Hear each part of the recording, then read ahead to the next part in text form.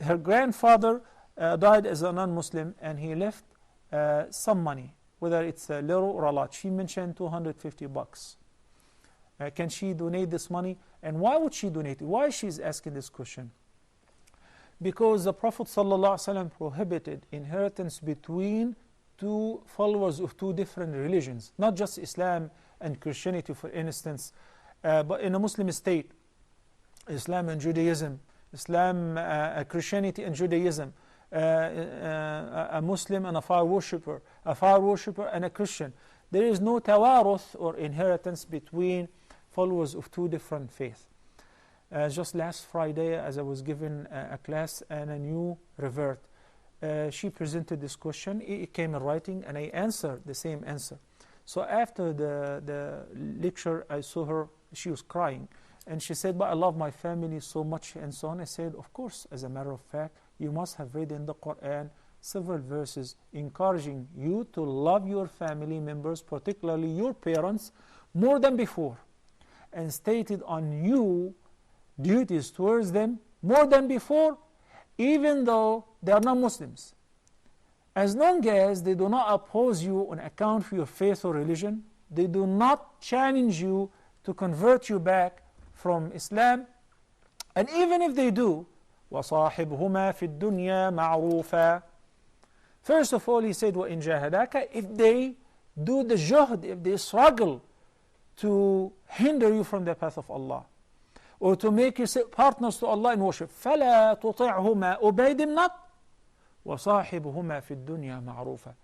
But with regards to the worldly matters, give them a good company, support them financially, visit with them, look after them, take care of them, everything. But when it comes to deen, do not yield, do not compromise. The love of Allah subhanahu wa ta'ala comes number one. So this is a fact. And many people, after accepting Islam, I know that personally, their family members love them more because they thought now they behave more, they are more dutiful to them, so they appreciated Islam, their non-Muslim families and non-Muslim parents.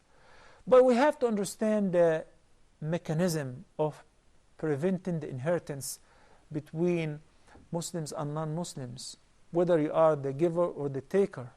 Why? I also quoted the example of Ibrahim alayhi salam, the Nuh alayhi salam, Lut alayhi salam, Muhammad sallallahu alayhi salam. Each one of them had a close family members. With Ibrahim, it was his father. It was his father who he promised him to seek forgiveness for him as much as he can eternally, as long as he lives. But when Allah subhanahu wa ta'ala forbade him, because his father died as a non-Muslim, فَلَمَّا تَبَيَّنَ لَهُ أَنَّهُ عَدُوٌّ لِلَّهِ تَبَرَّأَ مِنْهُ.